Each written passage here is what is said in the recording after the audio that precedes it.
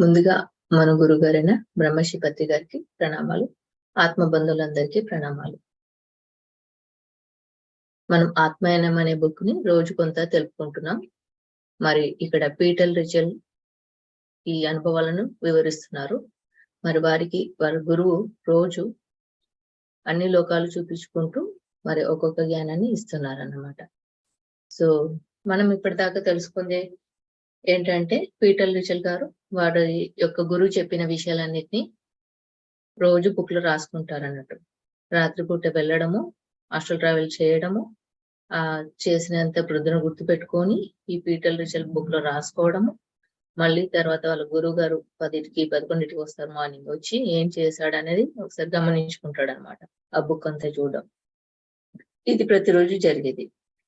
అలా పీటర్ రిచల్ రాస్తున్నాక వాళ్ళ గురువు వస్తారు అన్నట్టు. వచ్చి చూస్తారు ఆ బుక్ అంతా, చాలా ఆనందపడతారు.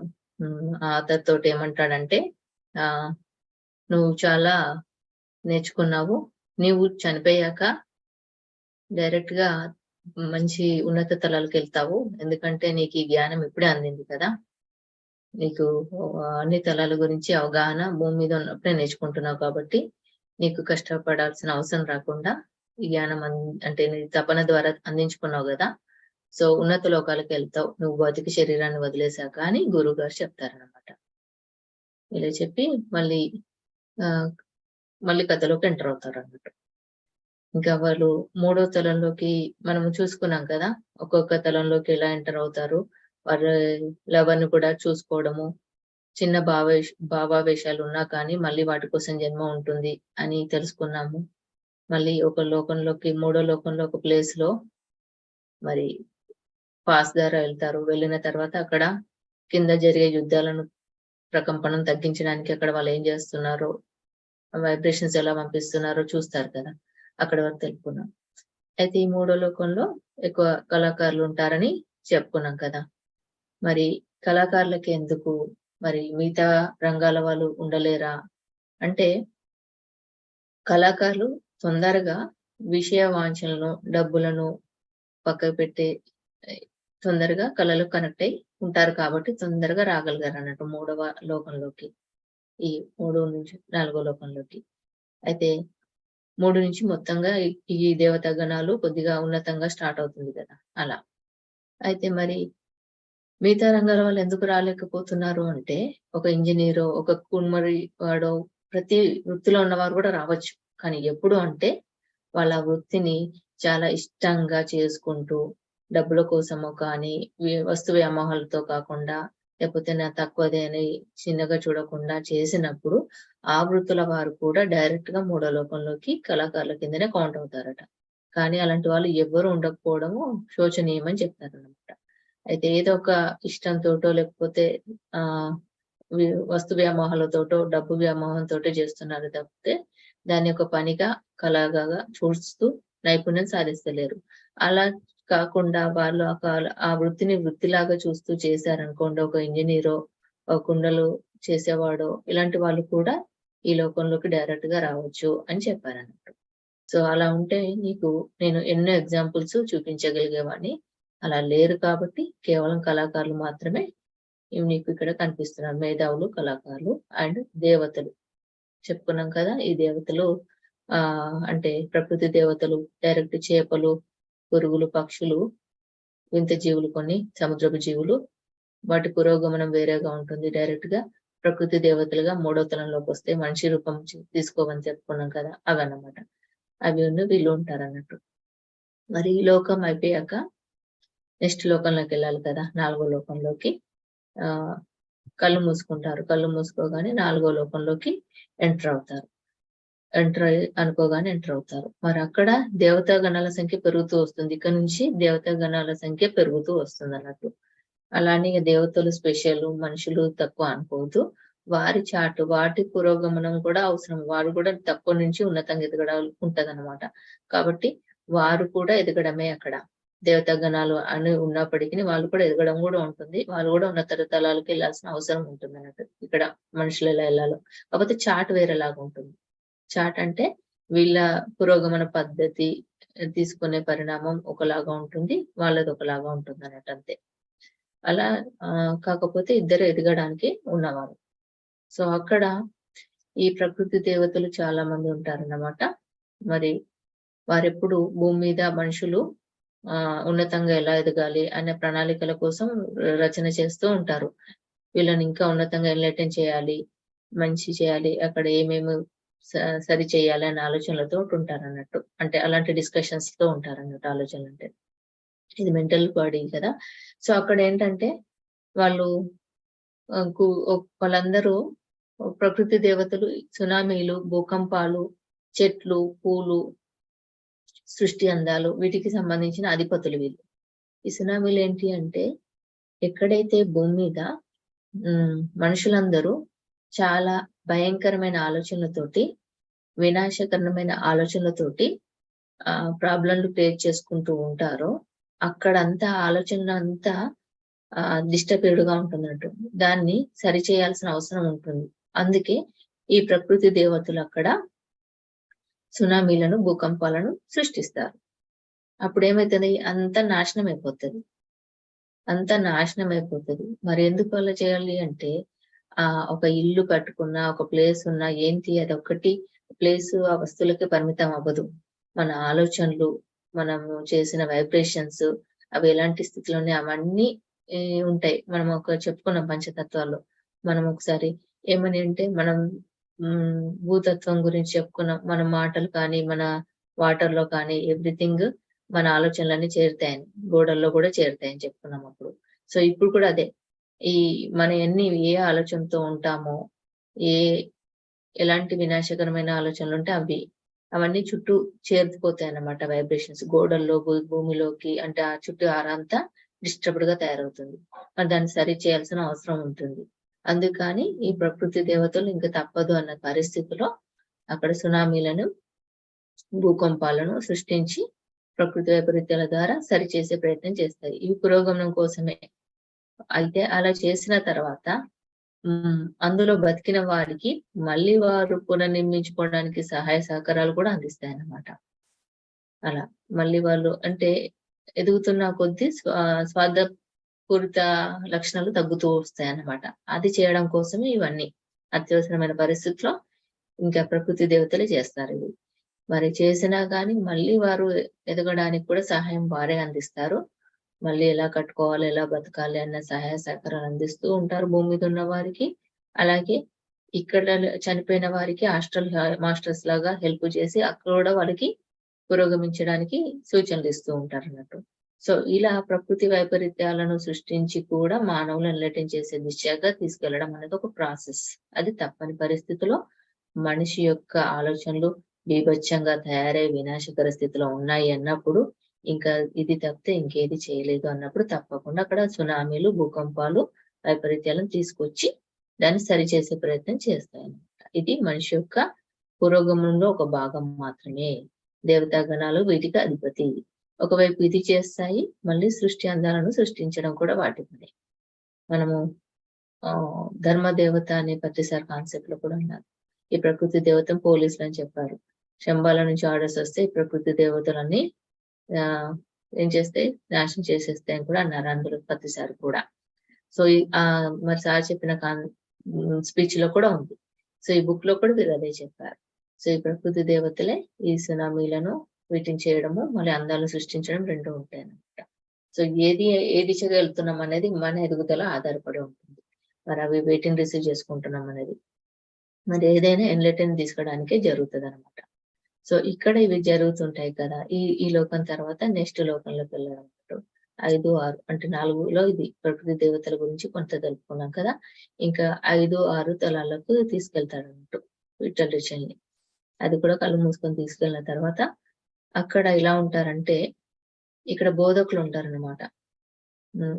ఇదే దేవతలు ఇంకొద్దిగా పురోగమించిన వాళ్ళు ఉంటారు. మనుషులు కానీ దేవతలు కానీ ఇంకొద్దిగా పురోగమించిన వాళ్ళు అక్కడ ఉంటారన్నమాట. ఇంకా అద్భుతంగా వాళ్ళ పని వాళ్ళు చేసుకుంటూ ఉంటారు.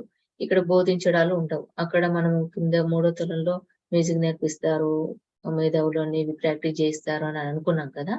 ఇక్కడ అలా బోధించడాలు ఉండవు. ఎందుకంటే ఇంకా అయిపోయింది అక్కడికే బోధన. ఇక్కడ వీళ్ళు తెలుసుకున్న జ్ఞానాన్ని ఇంకా దానిలో మేధాతత్వాన్ని సంపాదించే ప్రయత్నం చేస్తారన్నట్టు ఈ 5 వార్తలలో. వాళ్ళ జ్ఞానాన్ని వాళ్ళ ఎల్లెల్ల సాంకేతికంగా ఎందులో అధికంగా ఉన్నారో దాన్ని ఇంకా ఇంప్రూవ్ చేసుకుంటారన్నట్టు. అండ్ ఇక్కడ ఎక్కువగా డాక్టర్స్ కూడా ఉంటారంట. ఎక్కువ డాక్టర్స్ కూడా ఉండి భూమి మీద రకరకాల రోగాలు వస్తున్నాయి కదా! మరి వాటికి సొల్యూషన్ ఏం చేద్దాము అని చెప్పేసి ఆ సొల్యూషన్ కోసం వాళ్ళు రీసెర్చ్ చేసినయన్నీ ఇది కనిపెట్టి వాళ్ళకిచ్చేద్దాము. ఇచ్చేస్తే అంటే వాళ్ళు కూడా ఎలా చూజ్ చేసుకుంటారంటే ఎవరు పడితే వాళ్ళకివ్వరు ఆ జ్ఞానాన్ని.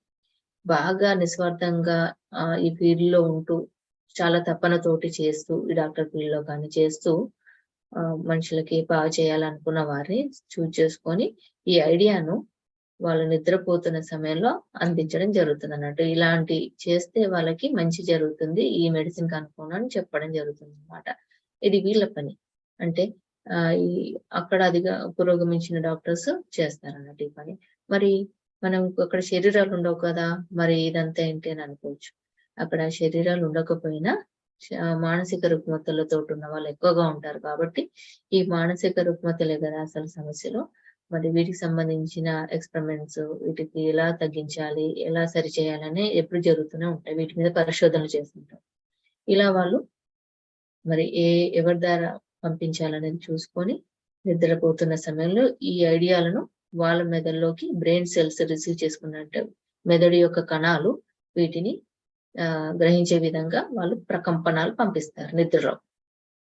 అంత ఈజీగా ఎవరు కూడా సాధించలేని గొప్ప ఐడియా వీళ్ళ ద్వారా అందపడుతుంది. అందుకే ఏం చెప్తారంటే చాలా మంది అచీవ్ చేసిన డాక్టర్స్, సాధించిన డాక్టర్స్‌ని అడగండి. మీరు ఎప్పుడు దీన్ని పొందారు అంటే వాళ్ళు చెప్తారు. నిద్రలో నేను పడుకున్నప్పుడు, డీప్ స్లీప్‌లో ఉన్నప్పుడు, లేకపోతే ఇలాంటి ఏకాంతంగా ఉన్నప్పుడు అని చెప్తారు వాళ్ళు. ఎందుకు అంటే అంత ఈజీగా భూమి మీద ఉంటూ ఇలాంటివి కనుగొనడం అంత ఈజీ కాదంట. ఎంతో సాధన, నైపుణ్యత ఉండాలి.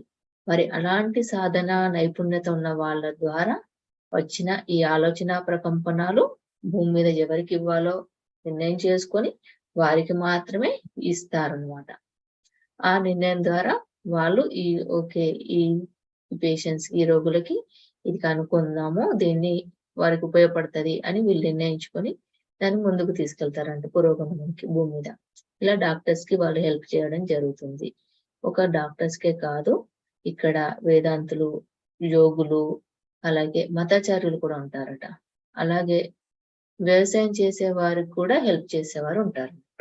మరి భూమి మీద ఎలాంటి సాగు పండించాలి, ఇంకా ఎలాంటి అభివృద్ధి తీసుకురావాలి వ్యవసాయంలో, అలాగే వాళ్ళు ఇంకా ఎలాంటి కొత్తయి సాగు చేస్తే మంచిది అని వ్యవసాయంలో కూడా నిస్వార్థంగా మంచిగా చేస్తున్న వారికి, చాలా తపనతో చేస్తున్న వారికి ఈ ఐడియాలను వాళ్ళు పంపించడం జరుగుతుందన్నట్టు.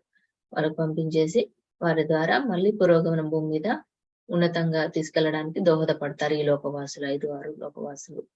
అలాగే ఈ 5, 6 లోకంలో మనకి యోగులు ఉంటారు. వాళ్ళు ఏకాంతం, సమానత్వము, ధ్యానము అని అంటే దీనికి సంబంధించిన ప్రాక్టీస్ ఉంటదన్నట్టు. దాన్ని పంపిస్తుంటారు కిందికి.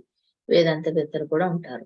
అలాగే మనకిక్కడ మతాచార్యులు కూడా ఉంటారన్నట్టు. వారేమనుకుంటారంటే కొన్ని మతపరమైన చర్యలను భూమి మీద తీసుకొస్తే మార్పులు, చేర్పులు భూమి మీద జరుగుతాయి అని అనుకుంటారన్నట్టు.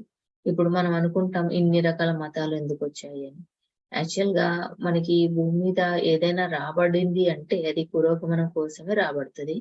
అది మనుషుల చేతులకెళ్ళేసరికి సంపూర్ణంగా ఆ మనిషి హ్యాండ్ ఓవర్ అంటే తను ఆధీనంలో తీసుకున్నాక తన ఆలోచనలు వాటిని ఎలా తీసుకెళ్తున్నాడు, సత్యంగానే తీసుకెళ్తుండా, స్వార్థంగా దాన్ని మార్చుకుంటున్నా అన్న దాన్ని బట్టి ఈ కుల మత విభేదాలకు దారితీస్తాయి అంతే.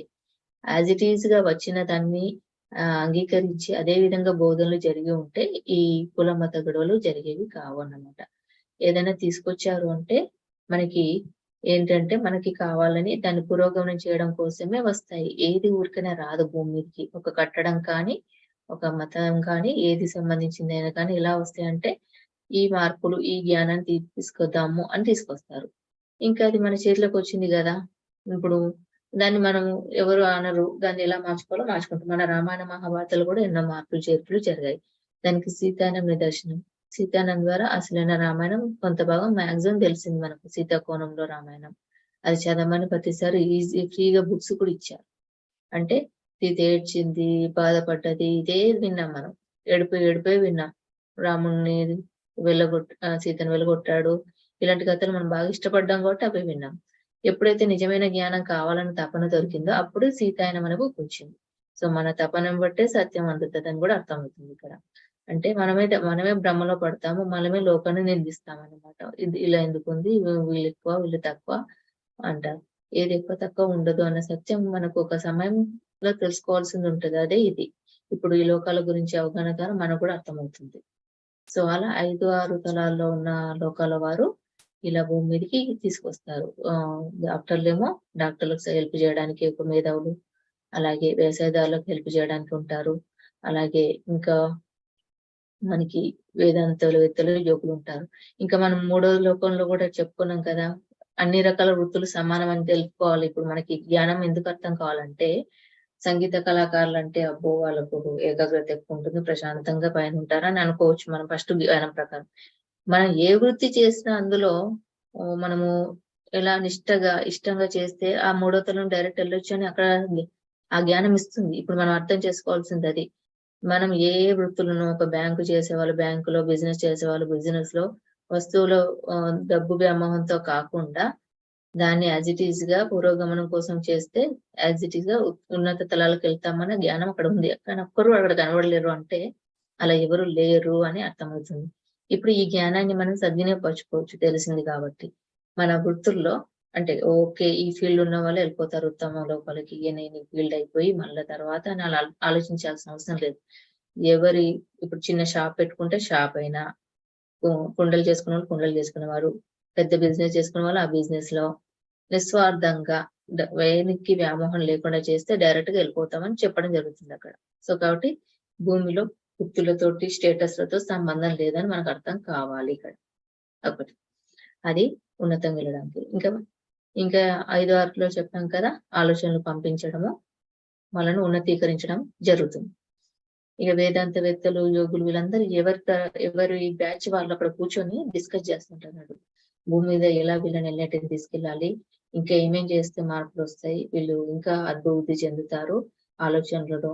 అంటే ఇప్పుడు సునామీలు ఇవన్నీ ఎందుకు చేస్తారంటే నిస్వార్థంగా తర్వాత జన్మల్లో నిస్వార్థంగా వాళ్ళు తయారవుతారు అనమాట. అందుకోసమే వాళ్ళు వెనకకెళ్ళడం కోసం కాదు, పురోగమనం కోసమే చేస్తారన్నమాట. తప్పని పరిస్థితి అది. అలా ఇంకా వీళ్ళ పని ఇది. ఎప్పుడైతే 5, 6 తలాలు దాటుతామో ఇంకా 7వ తలం ఉంటుంది. ఇది ఒక స్పెషల్, ఇది ఒక డిఫరెంట్ అనమాట. ఈ 5, 6 తలాల వాళ్ళకి ఒక ఎత్తు అయితే 7వ తలంలోకి వెళ్ళేది ఇంకొక ఎత్తు అనమాట. ఇంకా 7వ తలము ఎలా ఉంటుందంటే ఇక్కడ ఏ బిల్డింగ్లు ఉండవు, మనం అనుకున్నట్టుగా ఇల్లు ఉండవు, కొండలు, గుహలు ఇలా ఉంటాయి. మనము 7వ తలంలో ఆల్రెడీ 5, 6 తలలో ఉన్న కొంత యోగులు అధికంగా ఉన్నతీకరించిన వాళ్ళు ఇందులో ఉంటారు. ప్రశాంతంగా గుహల్లో కానీ కొండల్లో కానీ ధ్యానం చేసుకుంటూ వాళ్ళు సాధన సాగిస్తూ ఉంటారు. కానీ ఈ 7వ తలంలోకి వెళ్ళాలంటే ఇక్కడ సూక్ష్మ శరీరాన్ని వదిలేయాలి, ఊరికనే వెళ్ళరాదు. ఎలాగైతే భూమి నుంచి పైలోకాలకు వెళ్ళాలంటే స్థూల శరీరాన్ని మనం వదిలేస్తామో సేమ్ అలాగే ఇక్కడ సూక్ష్మ శరీరాన్ని వదిలేయాలి. మనం ఇప్పటిదాకా హాస్టల్ ట్రావెల్స్ సూక్ష్మ శరీరం ద్వారానే తీసుకున్నాం కదా, మరి ఆ సూక్ష్మ శరీరాన్ని వదిలేయాలి. మరి ఎలాగైతే భూమి మీద భౌతిక శరీరాన్ని వదిలేస్తే భయము వస్తుందో అలాగే ఇక్కడ కూడా సూక్ష్మ శరీరాన్ని వదిలేయాలంటే అలాంటి భయము వస్తుందట. కానీ భయపడకుండా దాన్ని వదిలేయడానికి సిద్ధంగా ఉండి ముందుకు వెళ్ళాలనుకున్న వాళ్ళు మాత్రమే ఆ 7వ తలంలోకి ఎంటర్ అవుతారు. మరి ఎలా వాళ్ళు సూక్ష్మ శరీరాన్ని వదిలేసి అందులో కూర్చొని ఎప్పట్లాగా కింద ఎలా యోగులు సాధన చేసుకుంటారో నిరాహారంగా, మౌనంగా, జనసంచారానికి సంద లేకుండా, వస్తువు పరంగా ఇంట్రెస్ట్ లేకుండా, డబ్బు పరంగా ఏమీ లేకుండా కేవలం సాధనలో నిమగ్నమై భూమి మీద ఎలా ఉంటారో అలాంటి వారే ఇక్కడ ఉంటారన్నమాట. ఇంకా ఉన్నతంగా ఎదగాలనుకున్నవారు.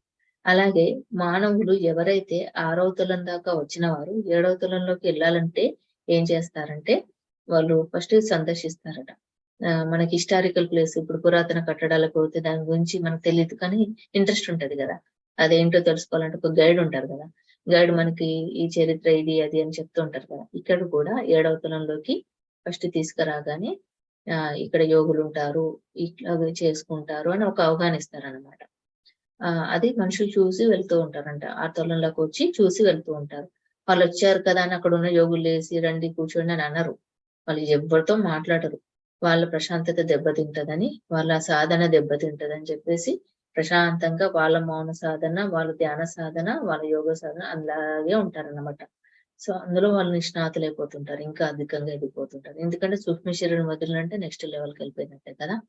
మరి ఇక్కడ సూక్ష్మ శరీరం వదలడం గురించి కొద్దిగా తెలుపుకుందాం. ఇది ఇంపార్టెంట్ అన్నట్టు. ఇంకా సూక్ష్మ శరీరం ఇక్కడ కింద భూమి మీద మన ఈ దేహాన్ని వదిలితే దీన్ని పాత పెట్టడము, కాల్చడము చేస్తారు. ఇది అయిపోతుంది. మరి అదే సూక్ష్మ శరీరం సంగతి ఏంటిది? అది వదిలేస్తే అది డొల్ల. అది ఒక శవం, రెండో శవం అనుకోవచ్చు. ఇది మొదటి శవం అయితే అది రెండవ శవం కింద కౌంట్ అన్నమాట. కానీ ఆ జ్ఞానం అంతా నిక్షిప్తమై తీసేసుకుంటుంది కదా. కొద్దిగా ఆనవాళ్ళు ఉంటాయి. ఆ సూక్ష్మ శరీరం ఎవరికి సంబంధించిన చిన్న ఆనవాళ్ళు మాత్రమే దానికి సంబంధించిన జ్ఞానం ఆ డొల్లకు ఉంటుంది.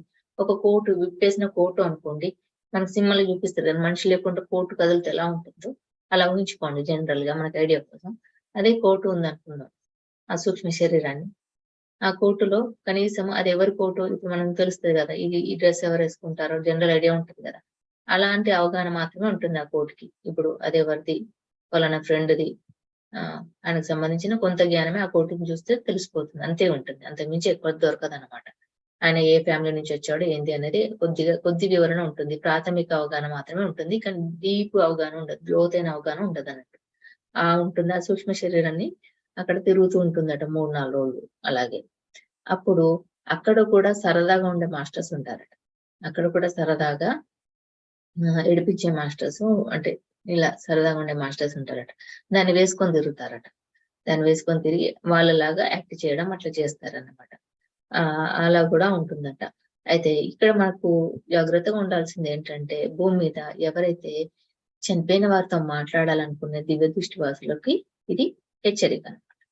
నిజంగా ఆ వ్యక్తితోటే మాట్లాడుతున్నారా, లేదా ఒట్టి డొల్లతో మాట్లాడుతున్నారా, లేకపోతే ఆ డొల్ల వేసుకొని వచ్చిన ఇంకో మాస్టర్ తో మాట్లాడుతున్నారా, ఇది తెలిసి ఉండాలన్నమాట. ఇక్కడ తాడే మాస్టర్స్ అంటే కొద్దిగా దివ్య దృష్టి ఉండి కొందరు అడుగుతారు కదా, కొంత జ్ఞానం కావాలి చనిపోయిన వ్యక్తి తాలూకు అని అడిగితే వాళ్ళు దివ్య దృష్టి ద్వారా మాంత్రికులు ఎవరో ఒకరు ఉంటారు కదా ఇలాంటి ఈ బ్యాచ్. మన దాంట్లో తాడేగా సంబంధించి, మరి వేరే అయితే వాళ్ళు అలా వాళ్ళు ఏంటంటే ఆ వ్యక్తిని కనెక్ట్ అవుతారు ఈజీగాని. కానీ అది డొల్ల వేసుకొని వచ్చిన వ్యక్తి నిజంగా వ్యక్తి అన్న అవగాహన వాళ్ళకి తెలిసి ఉండాలన్నమాట. అలా వాళ్ళు కనెక్ట్ అయ్యాక వాళ్ళు సమాధానం సరిగ్గా చెప్పలేదు అనుకోండి, కింద ఒక ఫ్రెండ్ చనిపోయారు అనుకున్నాం. అతని పైన మంచిగా 7వ లోకంలో వెళ్ళాడు, డొల్ల వదిలేసి వెళ్ళాడు. ఆ డొల్ల ఊరికనే వచ్చింది అనుకుందాం, ఈయన పిలవగానే సమాధానం దొరకదు ఈయనకి. సగం సమాధానాలే వస్తాయి. దానివల్ల ఏమైతుంది, ఈయన కింద చాలా మేధావి, పైనకి వెళ్ళేసరికి ఆ మేధాతత్వాన్ని కోల్పోయిండని డిసైడ్ అవుతారు. కాదు, ఆ డొల్లనే ఉండొచ్చు, ఆ డొల్ల వేసుకొని వచ్చిన ఇంకో వ్యక్తి అనే ఉండొచ్చు అన్న అవగాహన మనకి ఈ నాలెడ్జ్ తెలుసుకుంటే ఆ జ్ఞానంతో మనం మిస్టేక్ చేయమన్నమాట. సో అలా మనకి ఈ డొల్లని కూడా వాడుకుంటారు, అది కూడా సరదాకి అని తెలిసింది. సో ఇది చెప్పి పీటల్ రిచువల్ కి ఇది వల్ల నువ్వు భయపడాల్సిన అవసరం లేదు, ఇక్కడ చాలా డొల్లలు ఉంటాయి, అలాగే దాని గురించి భయపడాల్సిన అవసరం లేదు, మనం ఏం చేయలేవు, కానీ ఈ జ్ఞానం ఉండాల్సిన అవసరం ఉంది కాబట్టి నీకు చెప్తున్నానని చెప్తాడనమాట. ఇక్కడ ఈ సూక్ష్మ శరీరంలో, సూక్ష్మ లోకాల్లో ఇది 7వ శరీరంలో ఇది జరిగిపోతుంది కదా, సూక్ష్మ శరీరాన్ని వదిలేయడం. అక్కడ మొదటి మరణము, ఇక్కడ రెండవ మరణము. మొదటి మరణమేమో భౌతిక శరీరం, ఇక్కడ రెండవ మరణమేమో సూక్ష్మ శరీరం అన్నమాట. సో ఈ రెండు దాటితే మనకి 7వ లోకంలోకి వచ్చాము. ఇక్కడ ధ్యానము సాధన మొత్తం ఉంటుందని చెప్తారనమాట. ఇవన్నీ రాసుకుంటూ ఉంటాడు. అయితే రాసుకున్న తర్వాత మార్నింగ్ మళ్ళీ వస్తారన్నట్టు గురువు గారు చూస్తూ ఉంటారు. నోట్స్ అంతా చూడడము, పర్ఫెక్ట్ గా రాసాడా చెక్ చేయడము, ఇవన్నీ ఉంటాయన్నమాట. మరి ఈ నోట్స్ చూస్తూ చేసిన తర్వాత మరి మన ఆధార్ కూడా కొన్ని డౌట్స్ వస్తాయి కదా, మరి ఆ డౌట్స్ ఏంటనేవి రేపు తెలుసుకున్నాం. మరి మన పీటర్ లిచెల్కి వచ్చిన డౌట్స్ ఏంటి, వాటికి మరి వారు ఏం సమాధానం ఇస్తున్నారు అనేది మరి రేపటి దాంట్లో తెలుపుకుందాం. మరి ఈ రోజు మనం తెలుపుకున్నది 3వ తలంలో ఉన్న కళాకారులతో పాటు దేవతా గణాలు. మరి ఇద్దరి పురోగమనం డిఫరెంట్ గా ఉంటుంది. మనుషుల పరంగా వచ్చిన చార్ట్ వేరేలాగా ఉంటుంది, దేవతా పరమైన వచ్చిన చార్ట్ వేరేలాగా ఉంటుంది అని తెలుపుకున్నాము.